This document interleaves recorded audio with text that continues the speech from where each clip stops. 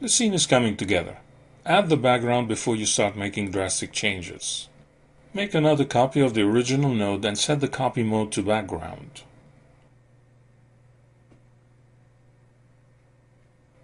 The channel seems empty because it needs to be set to RGB output mode. You don't need alpha channel for this pass. Use another compositor. This time a simple comp ops will do. Use the resulting blend from earlier as the A operator and the background as the B operator. The chess set is composited against the background, but the edges around the chess pieces display a white halo. Select the unpremultiply node again and change its values.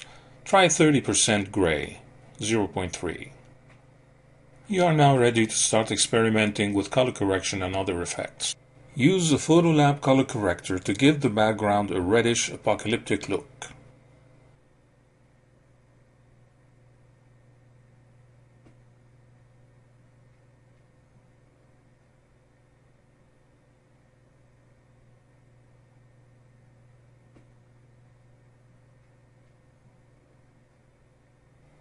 Obviously, this doesn't work too well with the foreground anymore. Make a copy of the Photolab node. To wire it to the diffuse channel, hold Alt and insert it upstream of the diffuse node. The scene works better, but the reflection needs adjustments as well. Repeat the procedure to paste the Photolab settings to the reflection channel.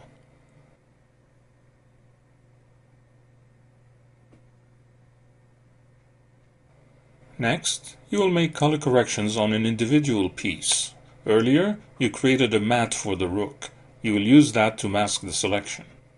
Add another Photolab upstream.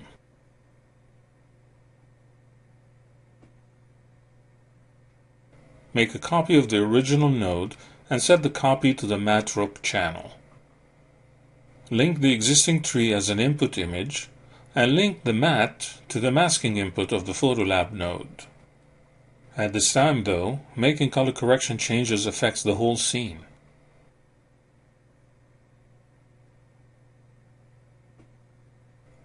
In the Masking tab, notice the masking channel is set to alpha, but the matte image is actually a simple RGB black and white image. Change the masking channel to a color channel such as red, and try making color corrections again.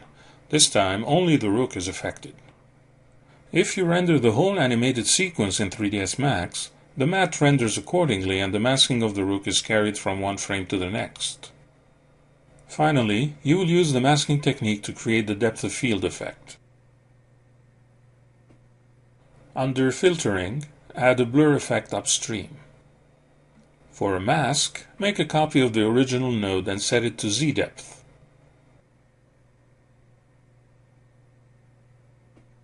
Connect the composition as an input image and wire the Z-depth node to the blur masking input. As earlier, set the masking channel to any color channel, as the Z-depth output is simply an RGB black and white image. Set the blur effect to about 2. The foreground gets blurred and the background is in focus. To invert the effect, add a color correction invert node to the Z-depth node.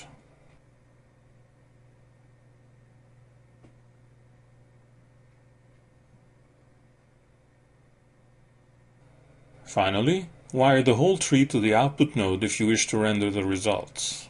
Of course, this movie barely scratches the surface on the possibilities of post-production work. It is meant to introduce you to the embedded channels that you can store in an OpenEXR file. With that, you can make drastic changes without having to re-render your 3ds Max scene. Having a single EXR file with embedded channels also makes it much easier to manage your assets instead of rendering element passes to disk.